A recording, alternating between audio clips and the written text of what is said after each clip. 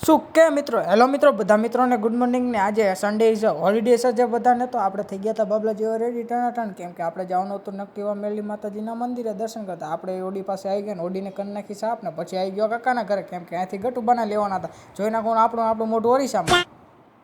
ગટુબા મહેંદી દેખાડતા હા બાપા તમારી મહેંદી મસ્ત જ લાગે ભાઈ ઓ મમ્મી ગટુબા અને નીકળી ગયા મેલીમાના મંદિરે દર્શન કરવા હતા અધ વચ્ચે પહોંચ્યા તો આપણી ઓડીને ભૂ તો પીવડવું પડે તો આ સરસ મજાનું ભૂ પીવડે લીધું એ પણ મોંઘું એટલે પહોંચી ગયા હતા મેલીમાં દર્શન કરવા તો સરસ મજાના દર્શન કરીને નીકળી ગયા હતા પાછા રિટર્ન અહીંયા આવીને તો આવા તડકામાં આવા શ્રદ્ધાળુઓ ચાલીને આવતા હતા પછી ઘરે આવી ગયા હતા દીવુભાઈ આપણે સ્કૂલનું વર્ક બાકી હતું તો હું દીવુભાઈ સ્કૂલનું વર્ક કરી નાખ્યું પછી અહીંયા આવીને તો જોયું તો અરે દોઢસો ડિફેન્ડર ગાડી હતા ઓ બા